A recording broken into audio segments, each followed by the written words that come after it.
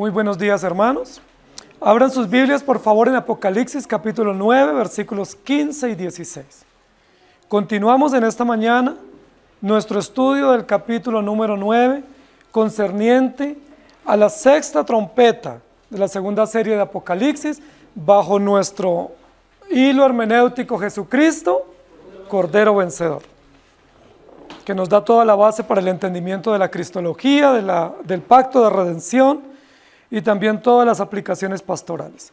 Apocalipsis capítulo 9 es un capítulo bien difícil, ya lo hemos visto, porque nos narra aspectos de los juicios severos de Dios sobre los hombres, específicamente sobre los impíos. La segunda serie, que es una serie de juicios sucesivos, se pone cada vez más intensa, no solamente en fuerza, sino en alcance, con relación a los juicios que vienen de Dios para los hombres que han rechazado el juicio de Dios, la palabra de Dios. Apocalipsis 9, 15 y 16 dice así: y fueron desatados los 4 ángeles que estaban preparados para la hora, día, mes y año, a fin de matar a la tercera parte de los hombres, y el número de los ejércitos de los jinetes era 200 millones, yo oí su número. Este texto, como su palabra lo indican en su comienzo, es continuidad de los textos anteriores que habla de 4 ángeles que están atados junto al gran río Éufrates, y una voz que se escucha desde el cielo, y la voz es la orden de desatarlos. En el texto anterior del domingo pasado vimos que hay una orden divina, una orden celestial de desatar a los 4 ángeles, y luego aquí en el texto que nos corresponde hoy vamos a ver la ejecución o el cumplimiento de esa orden divina, es decir, que van a ser desatados los 4 ángeles. Nosotros estuvimos mirando la semana pasada que esos 4 ángeles efectivamente son 4 seres celestiales, no son 4 demonios, como algunos han dicho, no son 4 fuerzas del mal que están atadas, retenidas por Dios, sino que son 4 seres angelicales que cumplen órdenes como mensajeros de Dios de dar libertad o de permitir por acción divina o soberana de Dios que el mal se desarrolle y que el juicio se aplique sobre los impíos. El versículo de hoy dice: y fueron desatados los 4 ángeles que estaban preparados. ¿Por qué son desatados los 4 ángeles ante la orden divina que se escucha en el cielo al sonido de la sexta trompeta? Primero, porque la serie es una serie judicial. Segundo, porque quien está desatando o haciendo que se ejecuten estos toques es Dios mismo, y Jesucristo, el que representa la soberanía de Dios, que nos da esta orden. Entonces, ante la orden inminente, se debe cumplir también inminentemente. Es importante que las órdenes que se dan en el cielo son inmediatamente ejecutadas, y eso tiene que ver con la soberanía de Dios, tiene que ver también con el poder de Dios, porque no hay ninguna orden que se pueda resistir de parte de Dios. Quiero que nos unamos en este hilo conductor del estudio, y es: todas las órdenes que Dios da se tienen que cumplir, y se tienen que cumplir inmediatamente, en el momento, en el tiempo preciso en que Dios ordena. Esto es importante. Nosotros generalmente decimos que es a la voz de 3 que se cumplen las órdenes. Normalmente uno dice 0 iba 1, ¿cierto? 0 iban 2, y a la voz de 3 se tienen que cumplir las órdenes de un papá o de un jefe o de una autoridad. Normalmente nosotros, como somos laxos, y nosotros no somos ni celestiales, ni divinos, ni soberanos, entonces nosotros tenemos que dar tiempos, o tenemos que dar lapsos de tiempo para que se cumplan las órdenes que se dan. Normalmente, cuando hay un decreto en una sociedad como la nuestra, nos dicen va a haber unos meses de prueba o unos meses con sanciones pedagógicas, y luego sí entra en rigor esa legislación o esa norma. Es decir, nos dan una gabela. Pero no sucede así con las órdenes de Dios. Las órdenes de Dios se tienen que cumplir inmediatamente en el momento en que se emite la orden. No hay sanciones pedagógicas, no hay un lapso de tiempo, no hay instrucción previa para que luego se nos apliquen las sanciones. Entonces, ¿qué es lo que vamos a ver en el versículo número 13? Que hay una orden, un toque de trompeta, un llamado de atención y la orden es: los 4 ángeles deben ser desatados. Es decir, llegó el momento de este juicio severo que viene sobre la humanidad, que tiene que ver con el permiso a los 4 ángulos de la tierra para que el mal se desarrolle, pero que vengan las consecuencias legítimas del mal. El versículo número 15, ¿cómo comienza diciendo? Y fueron desatados los 4 ángeles. Es decir, se cumple la orden. No se toma un tiempo más, no hay razones de explicación, no hay preguntas, no hay por qué, ¿cierto? Que normalmente nosotros estamos acostumbrados a eso. Si se nos da una orden, nosotros no decimos: sí, Señor. ¿Recuerdan qué decimos? ¿Y por qué? ¿O cómo así? ¿O explíqueme? ¿O desde cuándo? Normalmente así actuamos los seres humanos y ahí nos ganamos un tiempo. Porque mientras nos explican, mientras nos dan razones, mientras nosotros altercamos, ahí ganamos tiempo. Y eso muestra toda nuestra rebeldía, toda la perversión nuestra, porque nunca decimos: sí, Señor, tú lo dices, yo lo cumplo. Sino: ¿y por qué? ¿Y cómo? Y ahí nos tomamos un buen tiempo. Pero el texto lo que nos va a mostrar es la soberanía de Dios en la ejecución de los juicios contra los impíos, favoreciendo a los creyentes. Por eso el título de la enseñanza de esta mañana es: todo bajo control. Y eso nos recuerda una vez más que Dios es soberano y que todo lo que Él quiere en el cielo y en la tierra lo hace de acuerdo a su voluntad. Y fueron desatados los 4 ángeles que estaban preparados. Fueron desatados. ¿Cuándo fueron desatados? En el momento en que se emite la orden. En el momento en que es el tiempo oportuno. Estos ángeles, dice la Biblia, habían estado atados, aguardando ese momento, preparados en pie de lucha, aguardando el momento oportuno en que se les diera la libertad de actuar en cumplimiento de los juicios de Dios. Esto nos recuerda, querida iglesia, que Dios es soberano en el cielo y en la tierra, y que aún los ángeles, que son mensajeros de Dios legítimos, no pueden actuar fuera de la voluntad de Dios, ni fuera del tiempo de Dios, ni por su propia cuenta. Juan capítulo 7, versículo 6 dice: entonces Jesús les dijo: mi tiempo aún no ha llegado, mas vuestro tiempo siempre está presto. Mi tiempo aún no ha llegado. Luego en Eclesiastés capítulo 3, versículo 17, dice: y dije yo en mi corazón: al justo y al impío juzgará Dios, porque allí hay un tiempo para todo lo que se quiere y para todo lo que se hace. Hay un tiempo para todo lo que se quiere y para todo lo que se hace. Luego en el Salmo 31, versículo 15, en tu mano están mis tiempos, líbrame de la mano de mis enemigos y de mis perseguidores. Luego en Isaías 40, 31 dice: pero los que esperan en Jehová tendrán nuevas fuerzas y levantarán alas como las águilas, correrán y no se cansarán, caminarán y no se fatigarán. ¿Qué es lo que yo quiero que nosotros consideremos en esta mañana? En primer lugar, que el tiempo y los tiempos y las decisiones están en las manos de Dios. Y en segundo lugar, como un valor agregado, como una aplicación práctica, el tiempo nuestro o las realidades nuestras o las circunstancias que nosotros vivimos están soberanamente y sabiamente gobernadas por Dios. Por eso la Escritura en el Salmo 27, 14 dice: aguarda a Jehová, esfuérzate y aliéntese tu corazón, si espera en Jehová. ¿Espera qué? Espera el tiempo de Dios, espera el momento de Dios. Jeremías 29:11 dice: porque yo sé los pensamientos que tengo acerca de vosotros, dice Jehová, pensamiento de paz y no de mal, para daros el fin que esperáis. Y luego en el Salmo 37, versículos 7 y 8 dice: guarda silencio ante Jehová y espera en él. No te alteres con motivo del que prospera en su camino, por el hombre que hace maldades.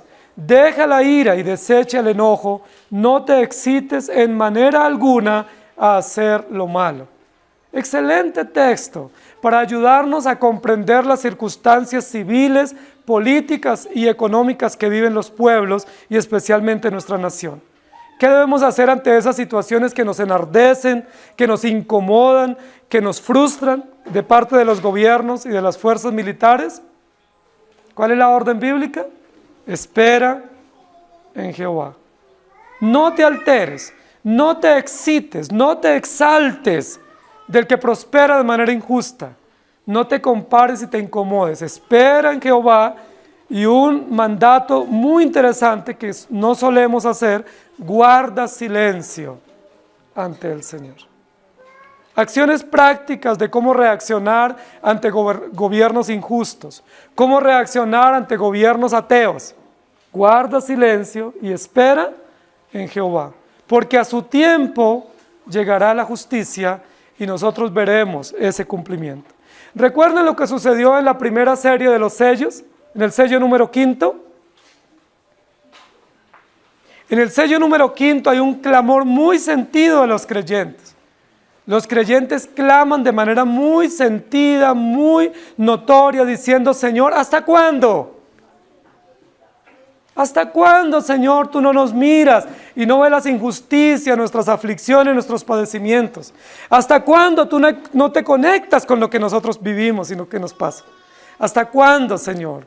¿Hasta cuándo no miras y atiendes la oración de tu pueblo? ¿Recuerdan la respuesta? Esperen, porque todavía no es el momento. Hay que completar el número de los que tienen que ser martirizados y hostilizados por parte de los impíos. Se les dio vestidos blancos y se les dijo: esperen. Estamos ante la sexta trompeta, y la sexta trompeta es la respuesta a la oración de los creyentes del quinto sello. ¿Cuánto tiempo tuvieron que esperar los creyentes desde el quinto sello hasta la sexta trompeta para encontrar respuesta a su sentida petición? La Biblia no nos dice, pero lo que muestra es que hubo un buen tiempo. No solo hubo un tiempo de días, sino también de meses y de años. ¿Aguardando qué? Una respuesta natural de Dios en venganza para defender a su pueblo que sufre. Aquí el texto nos dice que el tiempo de la respuesta no fue inmediato, sino que la respuesta tardó horas, días, meses y años. ¿Hasta cuándo? Y la respuesta es: todo está bajo control. Es decir, no se angustien. Queridos hermanos, nosotros cuando vemos sociedades como las nuestras, gobiernos tan permisivos, gobiernos tan hostiles, gobiernos tan anárquicos como los nuestros, sociedades judiciales y fuerzas militares tan injustas, con tanta impunidad, nosotros ¿qué decimos? Señor, ¿hasta cuándo? Cuando vemos leyes que se aprueban en contra de la familia, en contra de la vida, en contra de la educación de los hijos, en contra de la religión, en contra de la fe, ¿qué clama la iglesia? ¿Hasta cuándo? ¿Y qué nos dice el Señor? Todo está bajo control. ¿Cuánto tiempo tendremos que esperar la respuesta? Nosotros quisiéramos que fuera inmediatamente. Nosotros quisiéramos que la respuesta fuera ya, en el día, en la hora, en el momento. Y máxime con una sociedad como la que nosotros tenemos, que todo es inmediato. A un clic, a un toque está todo. Todo se consigue inmediatamente. Quiero comprar algo, quiero comer algo, quiero comunicarme con alguien inmediatamente. A un toque, a un clic, tenemos todo a la mano. Así quisiéramos que obrara Dios. Pero Dios nos dice, todo está bajo control. Llegará el momento de la respuesta. Y llegó el momento. ¿Cuántos más tuvieron que morir? Recuerden que hemos dicho que en los primeros 3 siglos de esta era cristiana se cree, según algunas estadísticas, que hubo por lo menos 5 millones de creyentes muertos. Nomás en el primer siglo hubo aproximadamente unos 2 millones. Cuando se termina, se está escribiendo este libro y los creyentes dicen, ¿hasta cuándo no vengarás la sangre de los que morimos y de los que seguirán muriendo injustamente? Y el Señor dice, no se ha completado el número, esperen, aguarden, llegará el momento. Y la respuesta llega. Este texto es la respuesta. Y fueron desatados los 4 ángeles que estaban atados en los 4 ángulos de la tierra, o representando los 4 rincones de la tierra, para cumplir un propósito soberano judicial en defensa de los creyentes que han sido martirizados y hostilizados por gobiernos injustos. Dios responde, hermanos. No es cierto, como algunos dicen, que la justicia cojea, pero llega. No es cierto. La justicia llega, porque Dios es justo. Y no cojea, no tarda, llega en el momento oportuno, en el momento preciso, en la hora, en el minuto, en el segundo que Dios ha determinado. Y fueron desatados. ¿No les parece es una gran respuesta?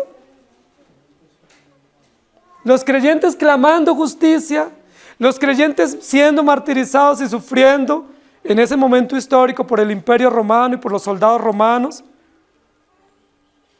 y Dios dando una respuesta, no en el momento en que pidieron los creyentes, sino en el momento oportuno que Dios había determinado. Y fueron desatados los 4 ángeles que estaban preparados.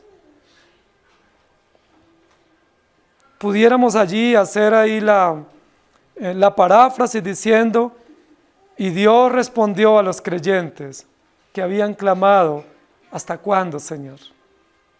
¿Cómo les responde? Fueron desatados los 4 ángeles que estaban preparados para la hora, día, mes y año. Queridos hermanos, este escenario se está dando en el cielo. Juan está en el cielo en la visión desde el capítulo 4. Los 7 ángeles con las 7 trompetas están en el cielo. Cristo está en el trono y Él da la orden, la voz potente y poderosa diciendo, suelten esos ángeles, es el momento. Denle la oportunidad de que cumplan el propósito.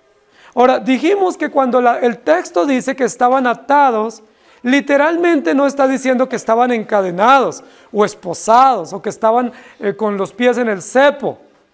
Está hablando de que estaban atados en el sentido de que estaban listos para cumplir un propósito, pero no podían cumplir ese propósito fuera de la orden.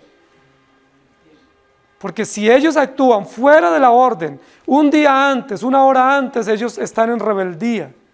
Y no va a haber más rebelión de ángeles en el cielo, porque la que hubo se dio y no va a suceder otra rebelión más.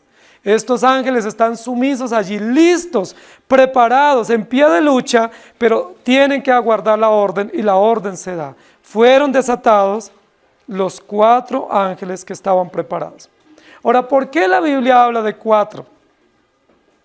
Ya lo hemos explicado, ¿cierto? Hay 4 seres vivientes, ¿sí? La Biblia va a hablar que hay 4 ángulos de la tierra. Y luego también nos va a hablar de que el trono en el cual está allí escuchándose la voz, que es el trono de la justicia de Dios, o el altar de la justicia, era un trono que era como un cuadrilátero. El propiciatorio, los 3 tronos que habían, o los 3 altares, el del sacrificio, el del incienso y el del arca del pacto, eran cuadriláteros, que tenían 4 ángulos, y los 4 tenían 4 cuernos en cada esquina, que hablan de la justicia de Dios. Es necesario que la justicia de Dios corra por toda la tierra, ¿sí? La justicia de Dios representada a través de estos 4 ángeles que son sueltos o que son autorizados para actuar, corra por todos los rincones de la tierra. Y es interesante porque una sociedad como la nuestra nos dice que el mundo es circular y que las relaciones son circulares y que la justicia es circular. Esa es una de las premisas metodológicas de una sociedad como la nuestra, pero la Escritura nos dice lo contrario. Nos dice que el altar del juicio de Dios no es circular, ni es triangular, sino que es un cuadrado, mostrándonos que no hay rincón donde el hombre se pueda esconder, donde no llegue la justicia de Dios. Y fueron desatados porque estaban preparados. ¿Desde cuándo estaban preparados estos ángeles para actuar? Decreto eterno de Dios.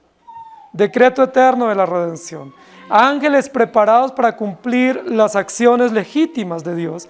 Y esas acciones legítimas están en concordancia a su carácter justo, en concordancia al pacto eterno de redención y como una aplicación legítima pastoral para dar esperanza a los creyentes que sufren.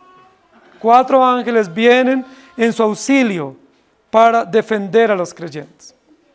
Nosotros hemos escuchado mucho y posiblemente ustedes en algún momento han orado a sus ángeles guardianes, lo cual es una herejía. Pero en muchas tradiciones protestantes nos dicen que cada uno de nosotros tenemos ángeles a nuestro alrededor. Probablemente tenemos diablos, no ángeles. La Biblia no dice que hay un ángel para cada uno de nosotros, o que hay un ángel que está a nuestro lado y que debemos rogarle, y que esos ángeles vienen a nuestro servicio. Estos 4 ángeles que fueron desatados no vinieron al servicio de los creyentes. Vinieron al servicio de Dios en contra de los impíos. Miren lo interesante. Generalmente los impíos le oran a los ángeles. ¿Sí? Y tienen su ángel de la guarda y tienen sus ángeles protectores a los cuales les invocan, pero la Biblia dice que estos ángeles no son favorables a los impíos, que los ángeles de Dios no son benévolos con los impíos, sino que los ángeles de Dios vienen en contra de los impíos, a favor de Dios, en defensa de los creyentes. ¿Me hago entender? Los ángeles no vienen a proteger a los creyentes. Los ángeles vienen aquí como mensajeros guerreros, para permitir divinamente o celestialmente que el mal progrese entre los malos. Ahora, es muy llamativo lo que el texto nos va a decir, porque pareciera ser que el texto dice que los ángeles vienen a matar personas, pero la Biblia no dice ni que tienen espadas, ni que vienen a matar personas. Lo que está diciendo aquí es que desde el cielo Dios autoriza o permite o envía mensajeros, ¿para qué? Para permitir que el mal progrese. Nosotros rogamos que el mal no progrese, ruega la iglesia, ¿y Dios qué autoriza? Que el mal progrese. ¿No les parece paradójico? Nosotros decimos, Señor, que el gobierno no apruebe esa ley. ¿Y qué sucede? La ley se aprueba. Que el gobierno no apruebe esta determinación, y el gobierno lo aprueba. La pregunta es, ¿Dios responde o no responde? Sí responde, pero no responde como nosotros esperamos. Responde de la manera como Él ha determinado. Y recuerden que el mal o el pecado es una forma judicial de Dios para tratar a los pecadores. Por eso Dios preserva a su pueblo, pero el mal progresa. Y a través del mal, que corre por todos los rincones de la tierra, Dios trae justicia y juicio contra los impíos. El versículo nos va a seguir diciendo, estaban preparados para la hora, día, mes y año, a fin de matar a la tercera parte de los hombres. ¿Quiénes son los enviados divinos o celestiales para dar a conocer o para ejecutar esta acción judicial? 4 ángeles, 4 enviados de Dios, 4 mensajeros que van a permitir o a responder por ese llamado de que el mal progrese en la tierra. Y luego nos va a decir que los afectados directos son la tercera parte de los hombres. Si ustedes recuerdan, en los 7 sellos, la afectación fue a la 4ª parte de los hombres. Es decir, va en progreso. El juicio de Dios va teniendo más alcance. En la primera parte, los afectados eran la 4ª parte. Ahora los afectados son la tercera parte. Es decir, se amplía la cobertura o la extensión del juicio de Dios. La tercera parte de los hombres va a morir. Si ustedes regresan allí con sus ojitos, versículo 6 del capítulo 9, dice, desearán morir, pero la muerte huirá de ellos. Pero luego aquí en el versículo 15 dice que la muerte les llegará. ¿Cuándo les llega? No cuando ellos quisieron. Llega cuando Dios determinó en la hora, el día, el mes y el año oportuno para matar a la tercera parte de los hombres. Si ustedes recuerdan, el 5.º sello, la 5ª trompeta o el primer ay, era para atormentar a los impíos, mas no para matarlos. Las langostas, los escorpiones tenían el permiso de atormentar, de dañar, pero no de matar. Y luego el segundo ay, que es la 6ª trompeta, reciben la autorización de matar a la tercera parte de los hombres. ¿No les parece eso llamativo? ¿Qué es lo que nos está diciendo entre el la quinta trompeta y la sexta, primer y segundo ay. El primer ay, tormento, aflicción, dolor, agudo, crónico. Pero luego la sexta trompeta, muerte. Es decir, hay un tiempo entre el tormento y la muerte. El tormento no viene y causa la muerte al impío, sino que es necesario que el impío sufra. ¿Cómo sufre el impío? Enfermedades, crisis, traiciones, decepciones, desesperanza, maldad. Es necesario que el impío sufra. ¿Por qué? Porque eso es justo. No es lo que nosotros queremos ni buscamos, pero es lo que Dios ha determinado, porque ellos se han rebelado contra Dios. En el primer ay van a sufrir mucho tiempo, y aunque buscan la muerte no la hallan, pero en el segundo ay va a ser muerta la tercera parte de los hombres sobre la tierra. Eso es muchísima gente. Si nosotros hablamos hoy de 7.500 millones de habitantes, ¿cuánto es la tercera parte? Más de 2.000 millones de personas. Si habláramos solo de la población actual. Si hoy dijéramos que se tiene que cumplir ese texto, tendrían que morir aproximadamente 2.500 millones de personas. Más de la población de todo este continente. Eso es muchísimo. ¿Por qué?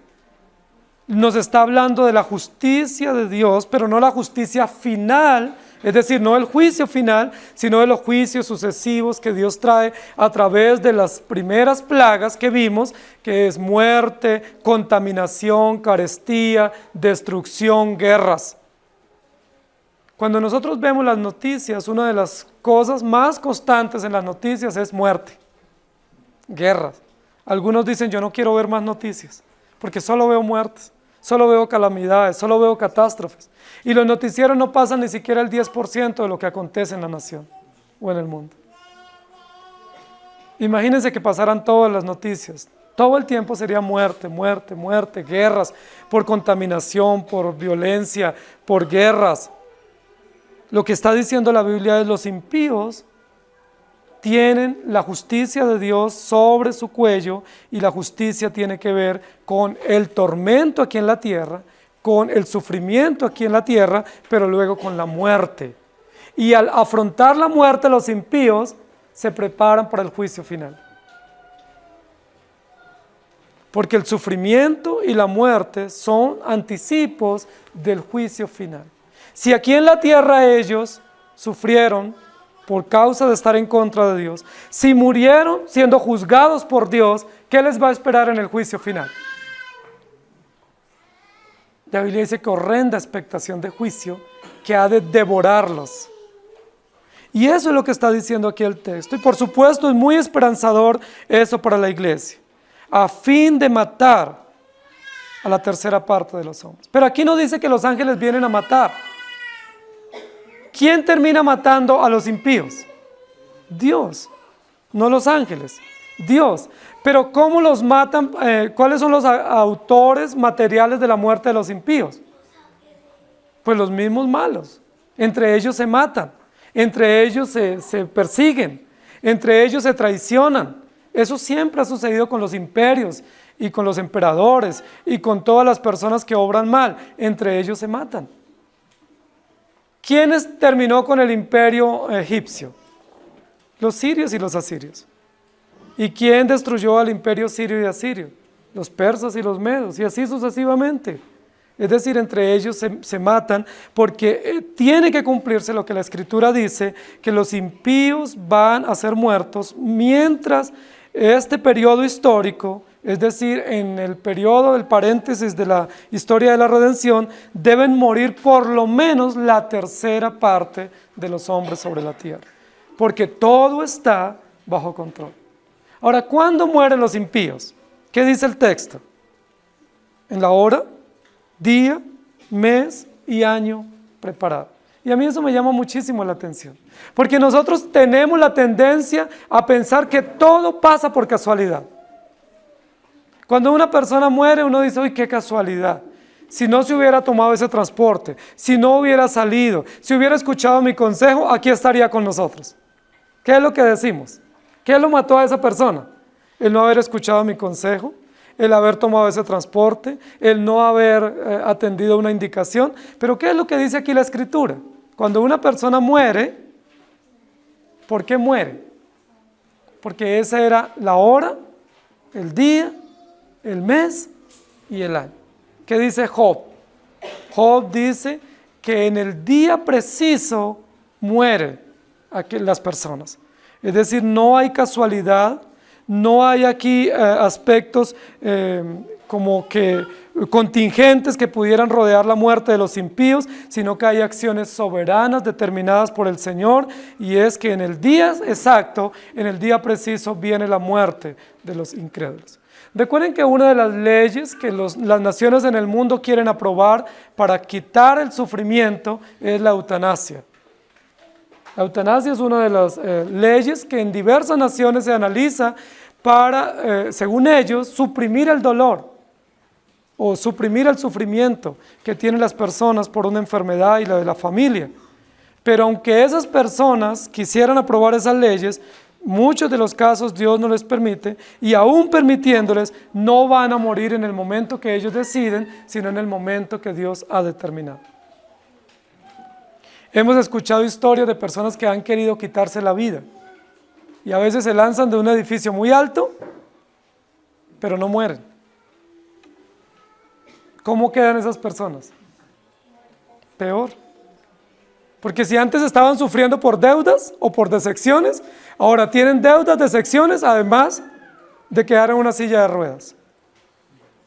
¿Por qué? Porque dice la Biblia, aunque ellos procuran la muerte huirá de ellos, y la muerte les llegará en el día y en la hora exacta. ¿Quién determina la hora de nuestra muerte?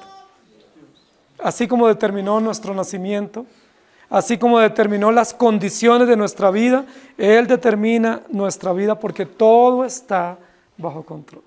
Ahora, si Dios determina la muerte del impío con tanta precisión que acierta en la hora, en el segundo, en el día, pues mucho más la vida de los creyentes.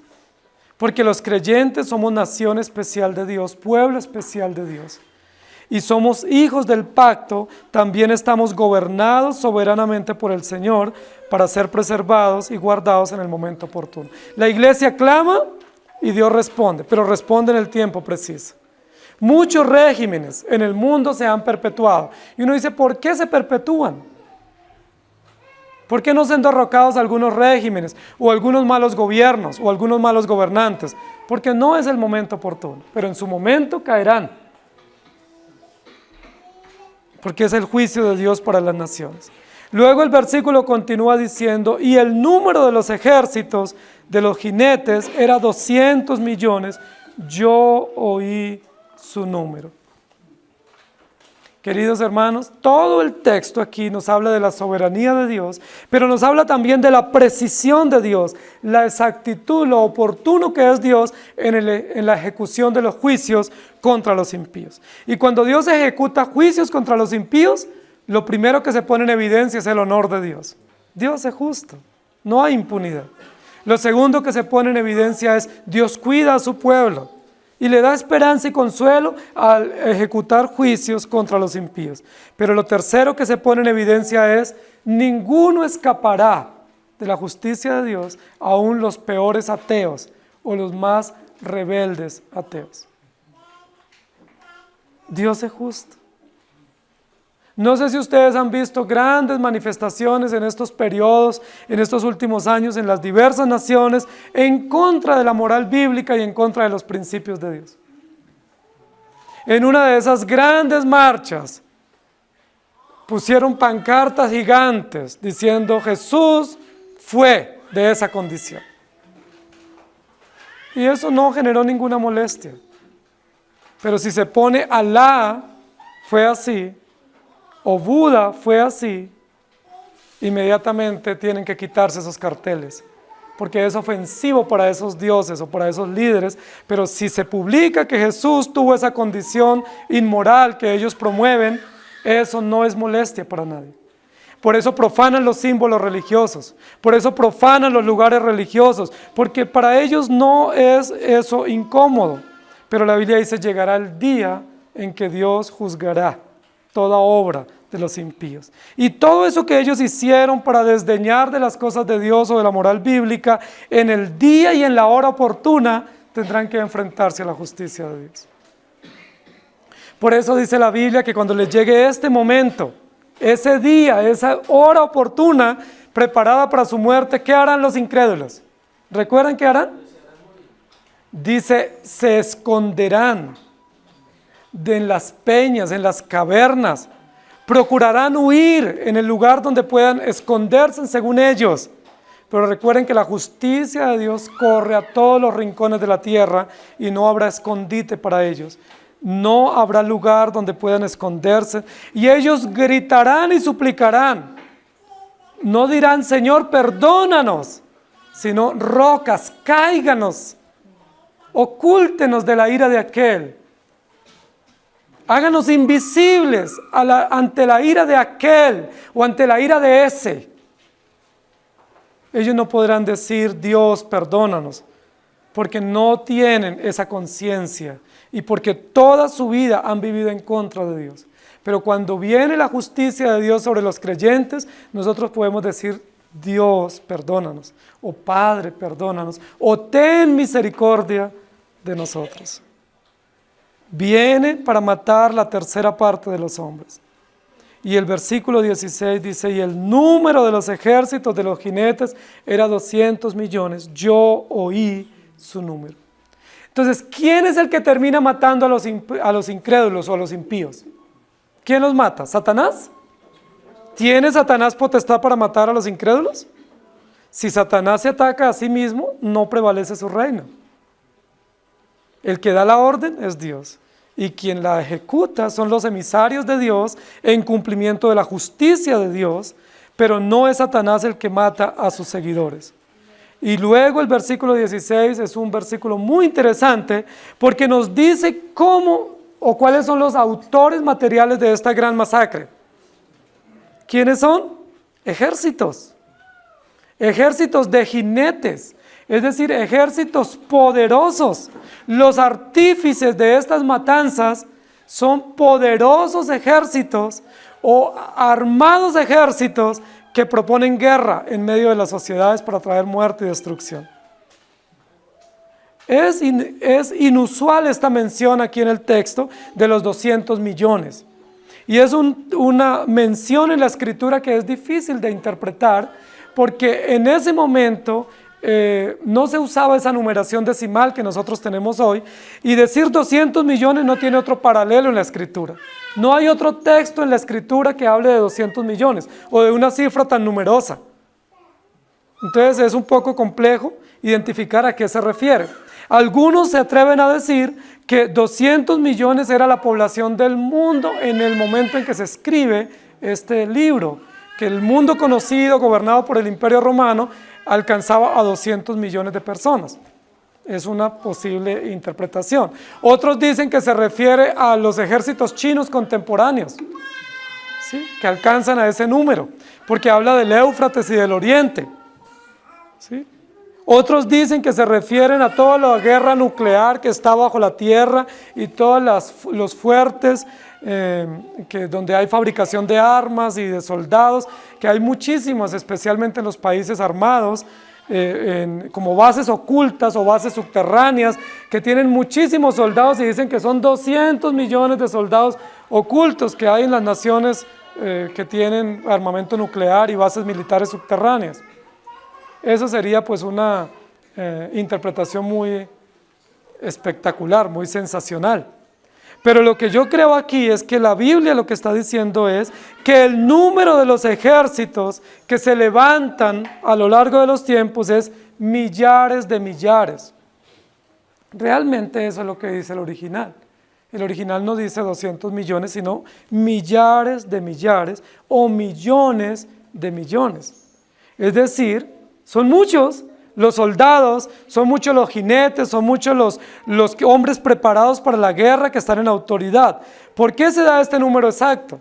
Porque recuerden que todo el contexto del capítulo y del libro usa los números para hablar de la precisión de Dios. Mientras para nosotros es una multitud grande, para Dios es una multitud definida. Hay dos ópticas para entender los números. Para nosotros es una gran multitud que no podemos contar, porque nosotros somos finitos, ¿sí? Y porque nosotros no tenemos la capacidad de comprender la totalidad del propósito. Pero desde la perspectiva de Dios, el número es exacto, es preciso. ¿Recuerdan lo que vimos en el capítulo 7? Juan ve una multitud, pero cuando mira y escucha desde el cielo, escucha un número exacto. Pero cuando él ve la multitud en la tierra, no sabe, porque dice que es una multitud numerosa que no se puede contar. Entonces, ¿cuál es el número de los ejércitos de los jinetes? Incontable, innumerable, es decir, millones de millones, es decir, 200 millones. Dios sabe el número exacto de aquellos que se levantan contra Él. ¿Cómo son representados? Más que la precisión del número aquí, lo que interesa es que son ejércitos de jinetes. ¿Qué significa eso? ¿Quiénes usaban caballos en esa época? Los militares, pero también los reyes. Los poderosos reyes, entre más poderosos fueran, tenían más caballos. No solamente como lujo, como una muestra de poder, sino caballos que usaban para la guerra también. Es antiquísimo la mención de caballos usados para la guerra. Desde los caldeos, 2500 años más o menos, antes de Cristo se usaban caballos para la guerra, para los combates. Y a lo largo de la historia siempre se han usado caballos, aún hoy en día se usan caballos, ¿no? Para la guerra. Entonces hay dos menciones aquí de por qué se usan caballos en o jinetes en este versículo, por dos razones. Primero, porque está hablando de imperios que tienen poder, que tienen caballos que muestran su poder, que muestran su alcance y que muestran cómo hostilizan o imponen su fuerza sobre los pueblos. Pero la segunda mención es que habla de guerra también, es decir, de militares.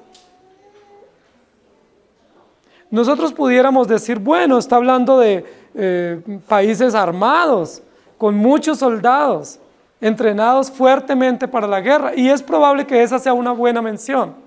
Pues yo creo que aquí habla de otra mención el texto, además de militares entrenados hábilmente para la guerra, creo que está hablando de lo que describió la quinta trompeta, y es de toda la maldad, que se camufla mediante ideologías. ¿Recuerdan que hablamos de las ideologías pacifistas? Hoy en día hay muchas marchas en diversos países reclamando paz y proclamando la paz. No a la guerra, sí a la paz. ¿Pero cuál paz? ¿La paz de los derechos humanos? ¿La paz de la libertad? ¿La paz de la tolerancia? ¿La paz de la ecología? ¿La paz de las opciones individuales y de los estados de derecho? Porque eso no es paz. Eso es una tremenda guerra. ¿Guerra contra quién? Contra Dios, contra los principios establecidos, contra la moral establecida. No nos engañemos, nosotros no vivimos en paz. Nosotros vivimos en guerra. ¿Desde cuándo hay guerra en la tierra? Desde Génesis 3. Y cuando digan paz y seguridad, ¿qué dice la Escritura? Hay destrucción repentina. No nos confiemos. No vivimos en países en paz. Vivimos en países en guerra. Aunque haya deposición de armas, hay otro tipo de guerras. Con unos caballos imponentes que fueron descritos en el capítulo 9, en la quinta trompeta, y con unas huestes seductoras de maldad, con argumentos ideológicos, con argumentos venenosos y con argumentos como una cortina de humo para engañar. ¿Cuál es la peor guerra que está viviendo la sociedad hoy en día? Pues no es la guerra de las armas, o no es el temor a una tercera guerra mundial. La peor guerra que está enfrentando nuestra sociedad es la guerra ideológica, contra la verdad, contra el honor de Dios, contra la moral establecida. Muchísimos, millones de niños son abortados, asesinados en nuestras naciones. Nosotros ya estamos engrosando tristemente ese listado. Se cree que en esta ciudad es donde más asesinatos por abortos hay que en América Latina. Nuestra ciudad tristemente está encabezando el listado de muertes. Esa es una guerra, pero los demás los llaman paz, los llaman libertad, los llaman avance, los llaman progreso. Queridos hermanos, lo que está diciendo aquí el texto es que la justicia de Dios tiene que venir sobre los hombres impíos, porque el número de los ejércitos, es decir, de los que defienden estas posturas, de los que trituran a los que creen diferente y devastan con sus ideologías a los creyentes, es muy numeroso. ¿Cuántos son los que creen en las libertades individuales? ¿Cuántos son los que creen en unas nuevas opciones de moral? ¿Cuántos son los que creen que hay derecho a matar en el vientre? ¿Cuántos son los que creen que hay por lo menos 30 modelos de familia? Millones y millones. Y aunque son pacifistas, en su discurso, sus acciones son guerreras, son violentas, son destructivas, son como caballos salvajes, son como langostas que depredan y devastan, y son como escorpiones que envenenan todo lo que esté a su paso. Pero fueron desatados los 4 ángeles. Gracias a Dios. Porque esos 4 ángeles hacen justicia, trayendo muerte a la tercera parte de los hombres. ¿Cuál es el antídoto para la muerte que propone estas cortinas de humo? La muerte. Es decir, ellos proponen la muerte, ¿y qué les llega como justicia? La muerte. Ellos proponen daño contra el pueblo de Dios, ¿y qué les llega como retribución? Daño para ellos mismos. Son víctimas de su propio invento. Ustedes recuerdan que hace algunos años vino una enfermedad letal contra la población, una enfermedad de transmisión sexual, el VIH. Terrible, generó gran angustia en la sociedad mundial, porque ese virus o esa enfermedad destruye terriblemente a las personas. Los médicos han estado muy comprometidos en buscar respuestas, y hoy en día el VIH no es letal, como lo fue hace 15, 20 años en la población. Entonces, ¿qué dice la sociedad? Logramos una cura. Se puede vivir infectado por el VIH y no se puede uno ya morir de esa forma. Pero ahora hay otro tipo de enfermedades de transmisión que son más letales que el VIH. ¿Cuánto tardarán en encontrar respuesta? Muchos años. ¿Pero cuántos morirán? Muchísimas personas morirán, víctimas de su propio invento. Queridos hermanos, Juan termina diciendo aquí como un sello: yo oí su número. Qué interesante. Juan está consciente en esta visión.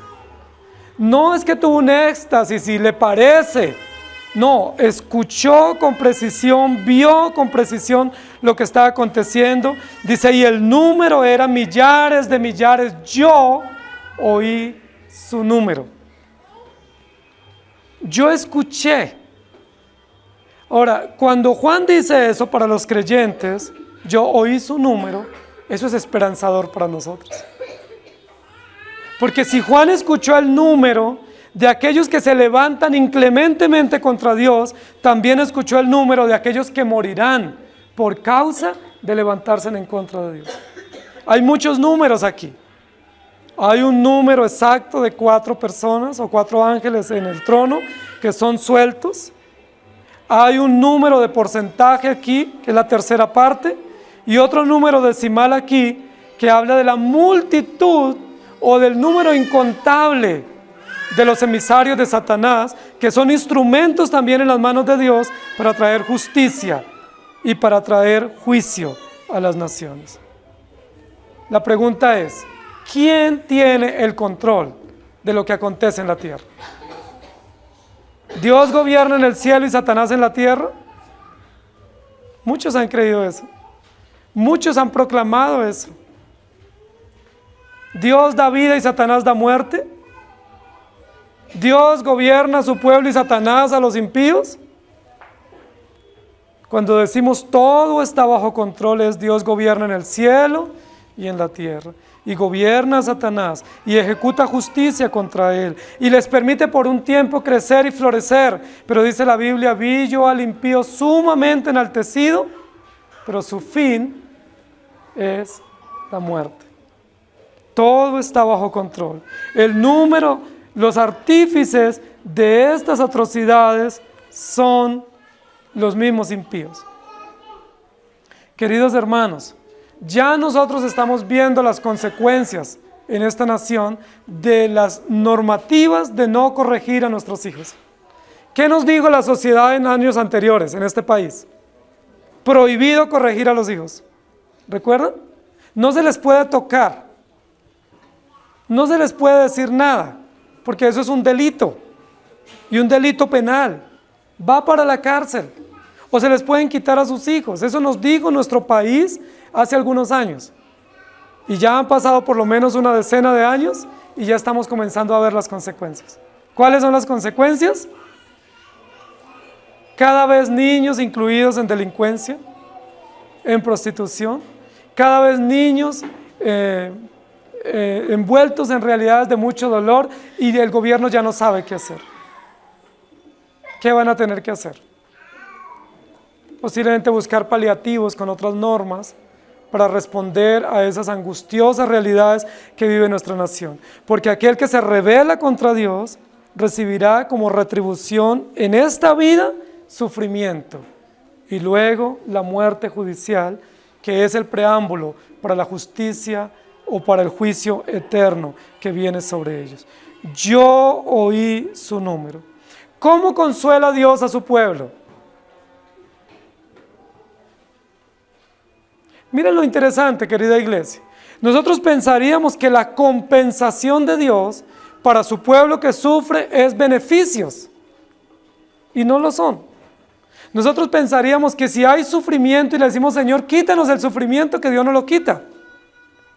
Pero ¿cómo Dios retribuye a su pueblo que sufre? Haciendo justicia en contra de los que le hacen daño a Dios o a los creyentes. Es decir, el sufrimiento para los creyentes no es quitado, el dolor no es quitado, pero ¿cuál es la esperanza para nosotros? Dios es justo y está haciendo justicia a aquellos que se rebelan de manera inclemente contra las normas de Dios. Nosotros por eso no proclamamos un evangelio de bienestar o un evangelio de comodidad, que no es evangelio, sino que es una caricatura.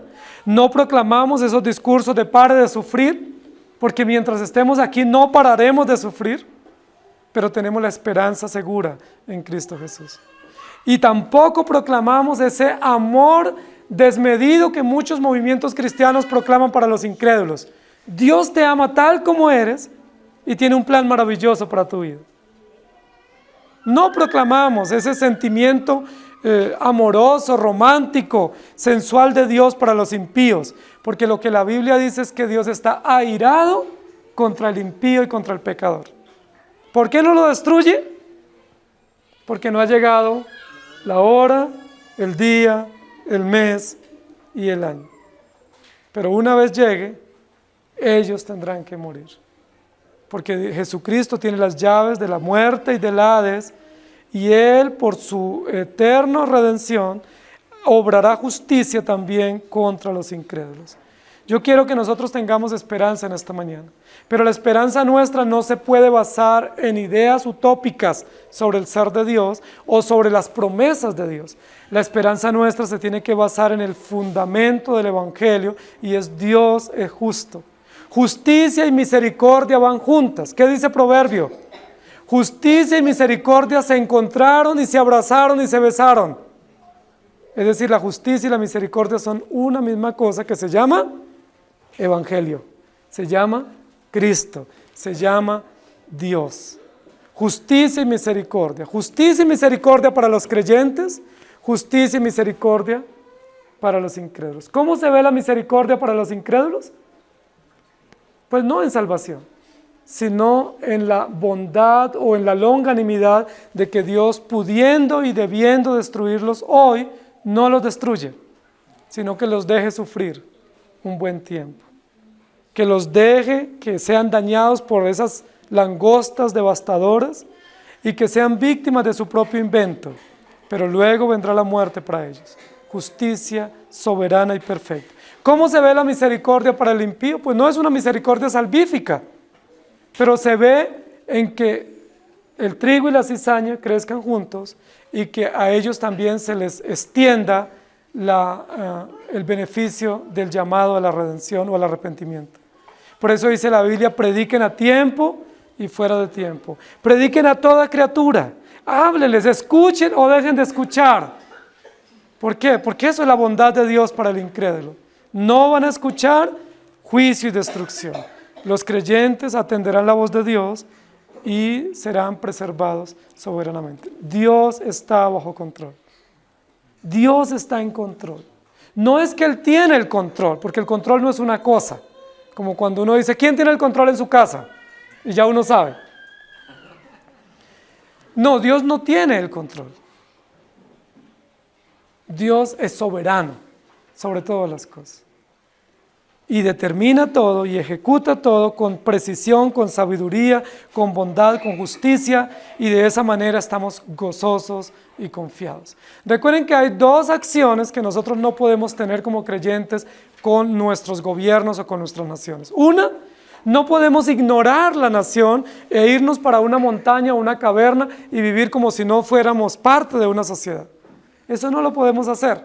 En algunos momentos de la historia los creyentes hicieron eso. ¿Sí? Dicen, no, esta sociedad es tan corrupta, mejor vámonos y hagámonos 3 enramadas y quedémonos allá en esas enramadas para no contaminarnos con el mundo. Jesús dijo, no ruego que los saques del mundo, sino que los guardes del mal. ¿Recuerdan por qué Dios destruyó a Sodoma y a Gomorra? Porque la maldad había aumentado y en la oración de Abraham por esa ciudad dice, si hubiese siquiera 10 justos, yo no destruiría la nación. Es decir, sal en medio de la corrupción, luz en medio de las tinieblas. Pero lo otro que no podemos hacer es lo que hizo Lot. ¿Recuerdan qué hizo? Se fue extendiendo cada vez más, descendiendo a la llanura hasta llegar a Sodoma y a Gomorra, de tal manera que él no censuró, no denunció. Nosotros tenemos que denunciar las injusticias de nuestros gobiernos. Somos parte de la sociedad. No estamos en contra de este gobierno. No estamos a favor de sus políticas. Nosotros nos beneficiamos de muchas de las políticas de este gobierno y de los gobiernos que vengan, porque somos parte, tenemos que someternos a las autoridades, pero no podemos abrazar todo lo que ellos dicen, tenemos que denunciar. ¿Cómo denunciamos?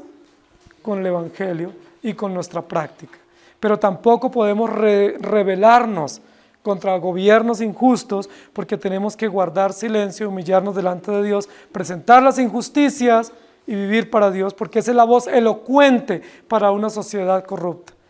¿Qué más elocuente que nosotros vivir en la verdad? ¿Qué más elocuente que nosotros dar testimonio de vida de lo que creemos y predicamos? ¿Qué más elocuente? Esto que está sucediendo aquí es elocuente para una sociedad humanista y mercantilizada. Porque todo el mundo está yendo a los centros comerciales y a los lugares de recreación. ¿Y qué hacen los creyentes? Se reúnen a adorar.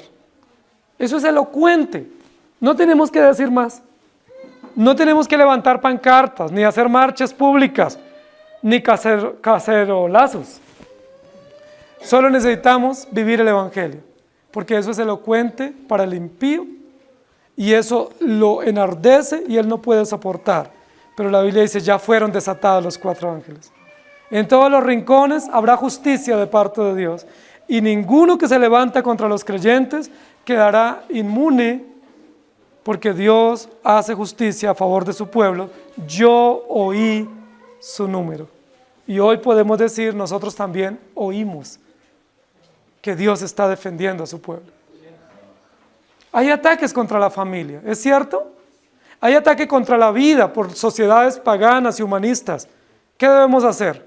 ¿Un plantón? No, hermanos, congreguémonos todos los domingos.